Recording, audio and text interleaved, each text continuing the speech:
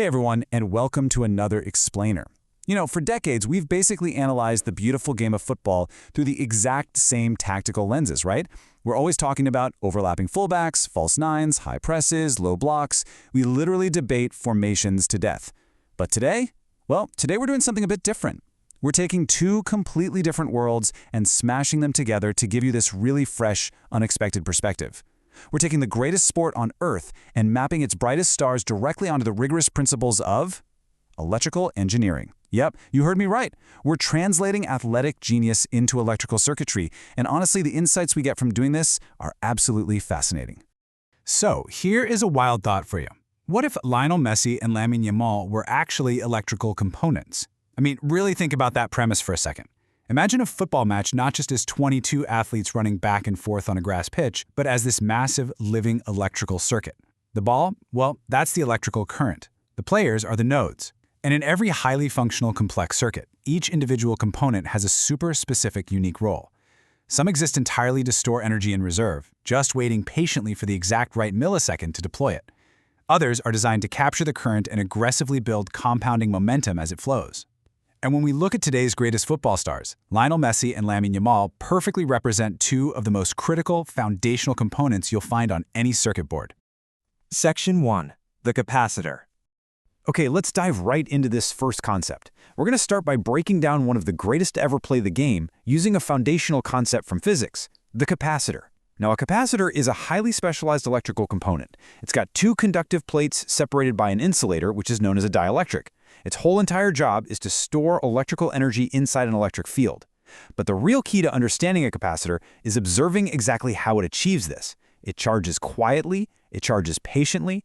That dielectric insulator strictly prevents any current from leaking out prematurely. So the capacitor just kind of sits there, accumulating this massive potential difference, completely unnoticed by the untrained eye. It flawlessly holds that tension until the absolute perfect condition in the circuit is met. And when that threshold is finally crossed, boom, it releases all that stored energy almost instantly in one blinding flash. Now, I want you to hold that definition of quiet, patient charging in your mind. Because think about it. Messi isn't constantly sprinting around, is he? He walks, he watches, he studies defenders. If you look at the tracking data from the 2022 World Cup in Qatar, where, remember, he won the Golden Ball, you'll find this absolutely staggering stat. Lionel Messi covered the least amount of ground at a running pace of almost any outfield player in the entire tournament. He spent the vast majority of his matches literally just walking around the center circle. Now, casual spectators might watch that and think he's disconnected or simply having a quiet game. But actually, scratch that. Just like a capacitor preventing energy from leaking out, he is actively charging. While he walks, his head is on a swivel like a radar. He's mapping the spatial dynamics of the defense. He's pulling in data, storing up incredible potential energy, and just waiting for that perfect threshold to be met. This mathematical approach to football breaks down into three really distinct sequential steps. Step 1. Collect information. He walks slowly, he maps the field, he gauges the shifting distances between the center backs and the midfield pivot. Step 2. Spot a tiny gap. He finds this tiny fraction of a centimeter of space that absolutely no one else in the stadium even sees, and he locks in on his target. And then, Step 3. Instant energy release. Suddenly, out of absolutely nowhere, there's one brilliant defense-splitting pass, one magical gravity-defying dribble, or an unstoppable finish right into the top corner. Everything on the pitch fundamentally changes in 3 seconds flat. That quiet, patient charge explodes into a devastating tactical strike. It perfectly illustrates the saying, Messi is football's capacitor, calm, precise, and absolutely deadly when fully charged. And the reason this matters, the real so what here, is that it completely redefines our understanding of effort in sports. The absolute genius of a capacitor, and the genius of Lionel Messi, is that zero energy is wasted on inefficient movement. He doesn't burn himself out pressing passing lanes that just don't matter. He strictly reserves his power for the moments that yield the maximum statistical probability of altering the game's outcome. It is quite literally efficiency weaponized into absolute genius. Section 2. Yamal, the inductor. Let's shift gears and look at our second subject, Lamine Yamal. Because to understand the full capability of a circuit, we need a completely different type of electrical component. Enter the inductor.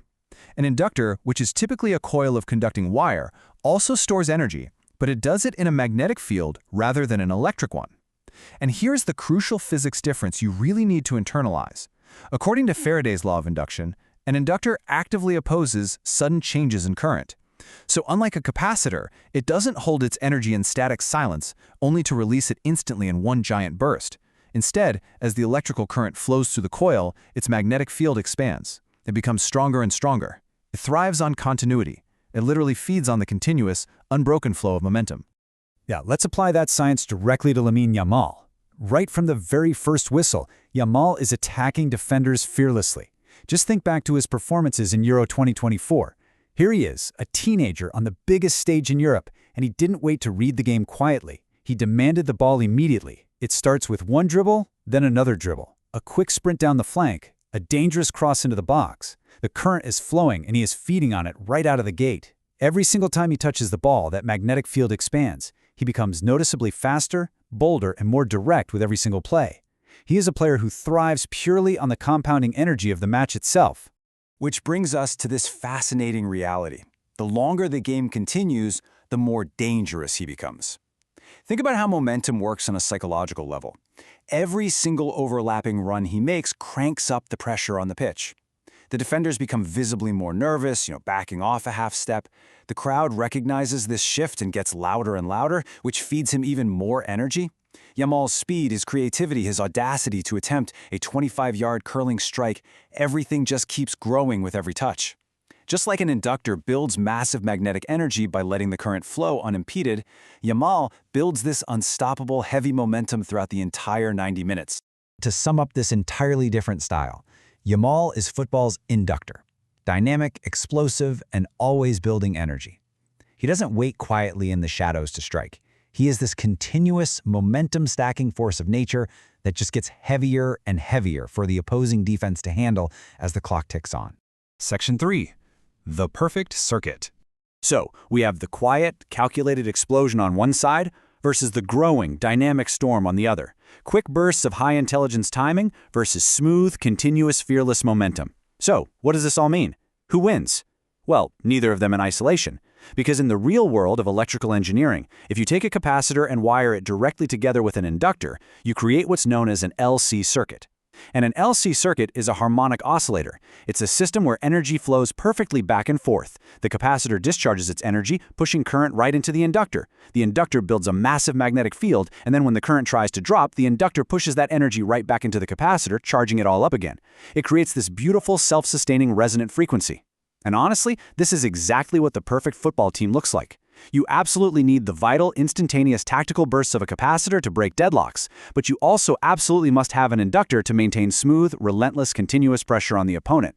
We're looking at two completely different generations, entirely different approaches to the sport. But together, they theoretically form the ultimate harmonic oscillator, one beautiful, unstoppable circuit.